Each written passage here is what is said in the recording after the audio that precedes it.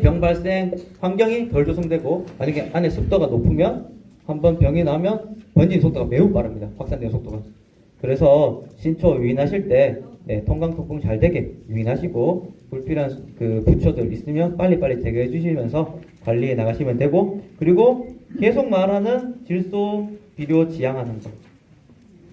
질소 많이 줘서 나무 웃자르게 크면 우리가 보기에는 이 나무는 튼튼하다 생각할 수 있는데 튼튼하지 않아요. 실제로 보면 그 조직이 치밀하지 못해서 병해충이 침입하기가 매우 좋은 환경이 조성되는 거예요. 그렇게 병 발생 보시면 되고요. 샤인 같은 경우에는 병으로 보면 노균을 집중 방지하시고, 흉으로 보면 응애를 집중 방지하셔야 돼요. 크게 보면 신초 나을 때부터는 탄저병 방제, 그리고 5월달 제피곰팡이, 그리고 6월달에는 흰가루, 노균 등등 방지하시면 되는데요. 이제 하나하나 좀 살펴보면 노균, 저온 다습한 환경, 전년도 같은 경우 비 많이 오고 저온 다습했을 때 노균 많이 발생합니다. 증상은 보면 아시듯이 윤곽이 확실하지 않은 황록색 병반, 기름 뺀 것처럼 뒤집으면 이렇게 곰팡이들이 있어요. 그리고 과일에도 갈색으로 갈변하고 밑에 흰색 가루가 보이죠. 그리고 심해지면 자흑색의 미라화가 됩니다. 이렇게 흰 가루 있죠. 자흑색 돼서 결국에 미라화가 되는 거고, 생활사는 주로 토양이 있으면 토양에서 월동을 하고요. 빗물에 의해서 전염합니다. 그래서 5월에서 9월 사이에 가장 많이 발생하고, 한여름 기온이 상승하면 좀 일시적으로 멈춰요. 보세요. 주로 노균이 발생하는 위치예요.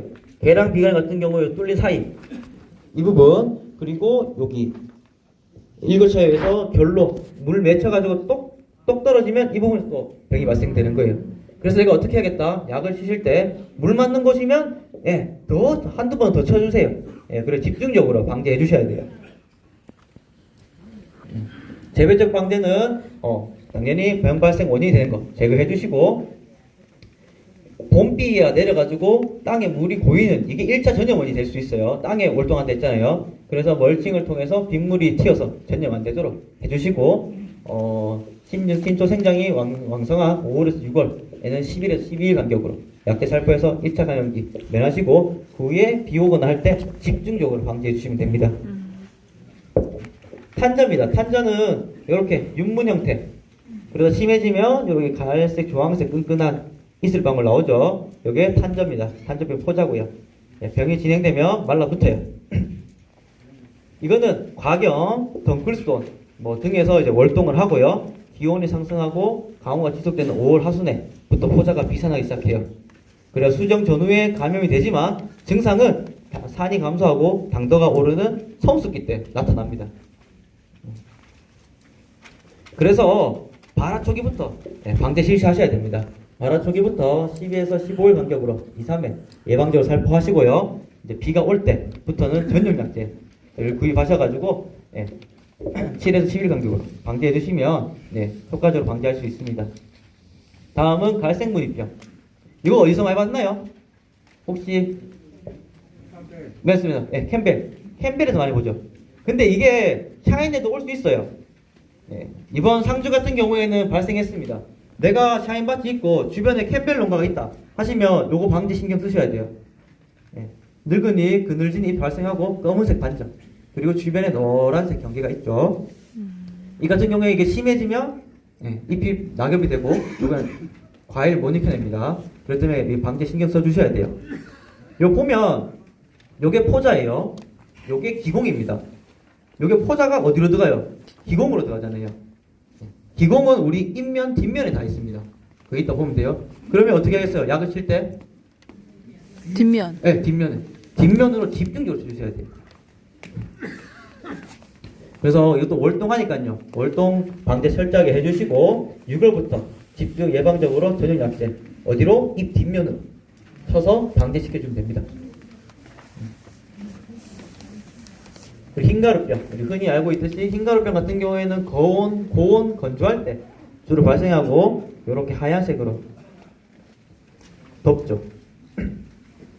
예. 24도에서 30도, 5월부터 7월 상순에까지 많이 발생하고 강우가 적을 때 많이 발생합니다. 전전도 같이 비가 많고 저온의 다습한 환경은 녹음병. 예. 그 전에 18년도 고온이면 흰가루병. 네.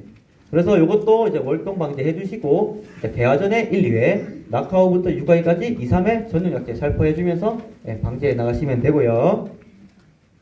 이거는 샤인에 나타나는 증상입니다. 흰빛 썩은병. 요게 18년대 상주에서 처음으로 발생해서 전년도에 김천에도 나타났습니다. 샤인에서 발생하는데요. 이렇게 축까지 부패해서 다 흘러내립니다. 알이. 우리 방구병, 꼭지 마른병.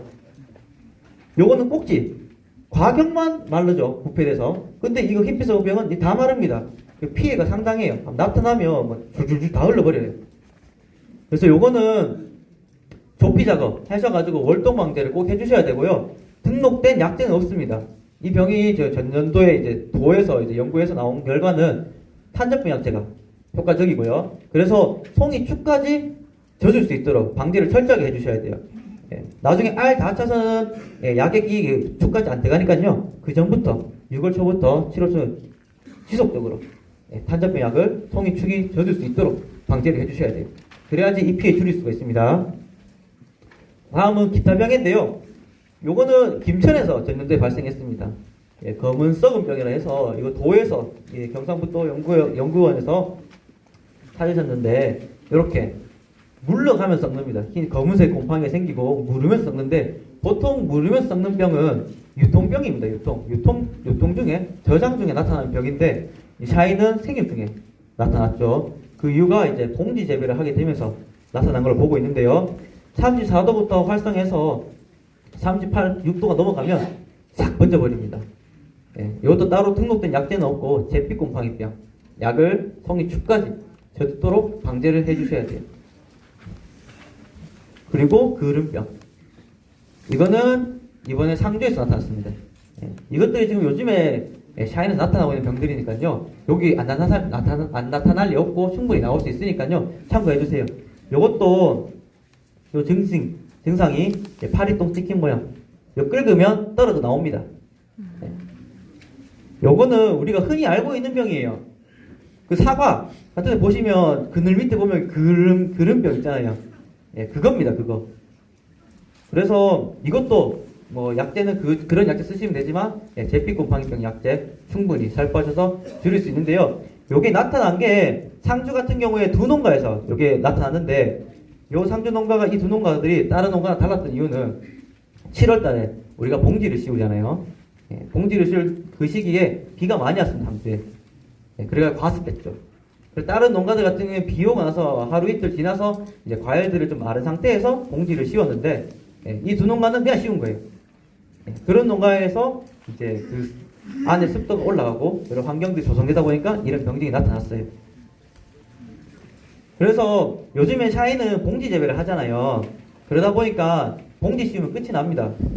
그래서 봉지 씌우기 전에 집중적으로 방제를 해주셔야 돼요.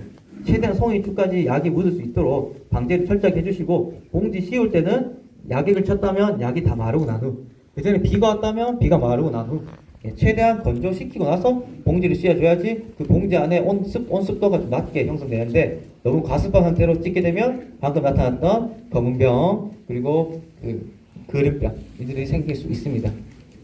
이 점 주의하시기 바라고요. 충은 딱 두 가지만 말하고 가겠습니다. 응애. 샤인은 응애 피해가 매우 심해요. 샤인 잎 뒷면 살펴보시면 다른 거봉들에 비해서 뭐 털이 있어요. 털들이 있습니다. 그래서 응애가 그 사이로 다닙니다. 그래서 대충 보고 약을 방지한다 쳐도 응애가 약을 안 맞아요. 그래서 더 심하게 번져나가고요. 피해 증상은 요거 흡집에서 쪽쪽쪽쪽 빨려나가죠. 근데 요거를 대부분 이게 연차가 오래되신 병력된 분들도 잘 못 찾더라고요. 그래서 우리 김천에서 보면 좀 오래되신 분들, 선두농가 분들도 많이 응애 피해를 받으셨어요.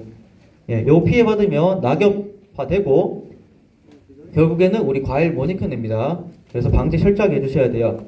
요거는 요렇게 조피에서 이렇게 빨간색으로 월동합니다.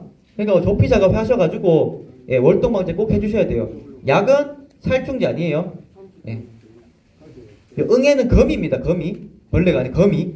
예, 그래서 살비제 쳐가지고 방제하시고요. 1년에 8에서 10세대, 세대수가 매우 빠릅니다, 번식이. 그래서 아차 하면 밭 전체로 번져버려요.